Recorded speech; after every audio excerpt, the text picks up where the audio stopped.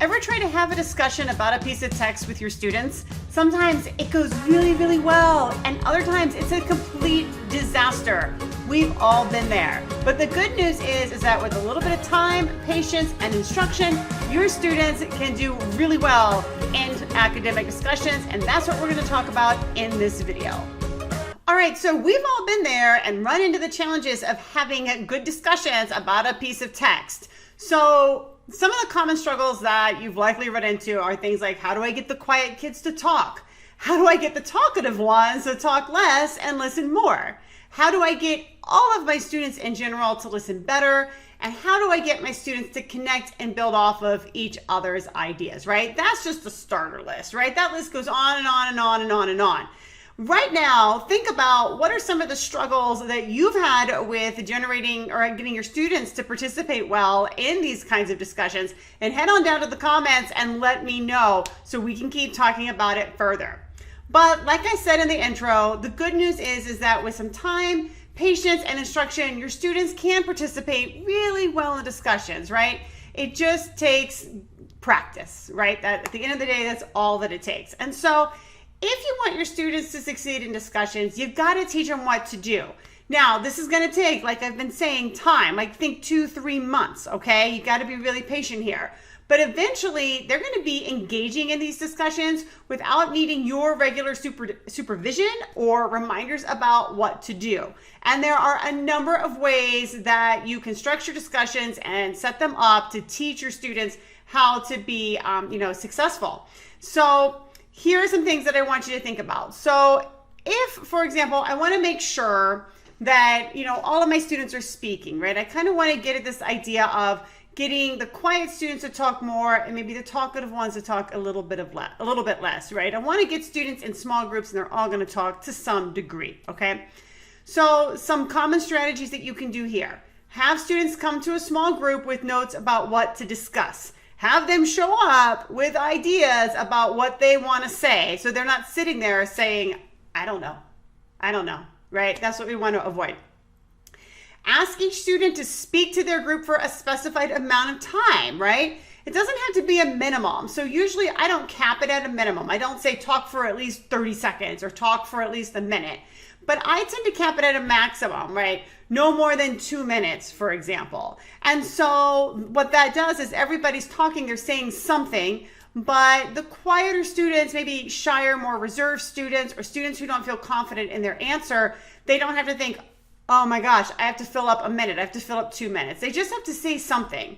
But your talkative students have a cap, okay? They can't say more, they can't talk for more than, a minute or 2 minutes or whatever it is that you set up. Another way to think about this is no one can speak or ask questions when a student is talking.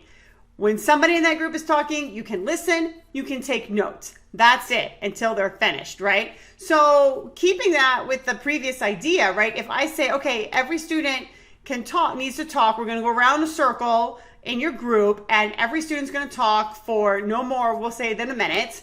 And while that student is talking, you can listen, right? Or if you want, you can take notes. If you have questions you want to ask that student, if you have things that you want to say that are relevant, write it down so you don't forget, okay?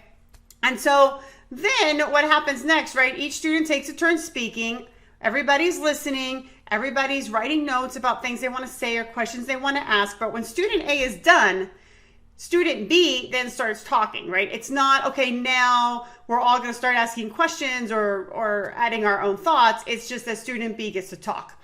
Once we've gone around that whole circle and every student has had a chance to talk, then the floor is open within that group. So when we open the floor, the rules shift a little bit, okay? I usually pull the time limit at that point. I don't keep a time limit on that anymore.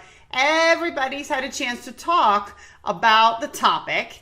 And now that we have opened up the floor and it's more of a free-for-all, if I'm talking, I can't talk about my own ideas, all right? So what I get to do is I get to ask questions about what someone else said, or I get to talk more about an idea that another student raised. And what I really like about this technique, right, is it gives everybody's going to talk, even the quiet students, at least a little bit. The talkative students are not going to dominate the discussion. They are going to get their chance to speak. They can use their maximum time if they want to, but they have a cutoff point, okay? And, even when it becomes an open floor, right, your more talkative students who they may start to dominate, but they can't talk about themselves, right? They can't talk about their ideas. They have to connect to the ideas of others, or they have to ask questions of what others said, all right? Which then is going to get some of your more quiet students talking, because other students in that group are going to ask them questions, or they're going to connect directly to ideas that they brought up, all right? So it helps to get at a lot of these different issues that you might run into.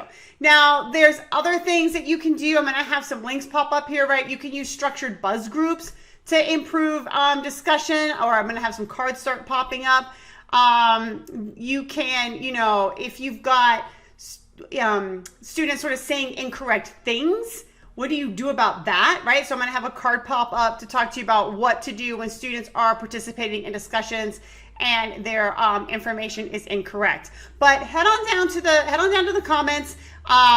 Let's talk about what kinds of struggles you have when you're implementing discussions in your classroom.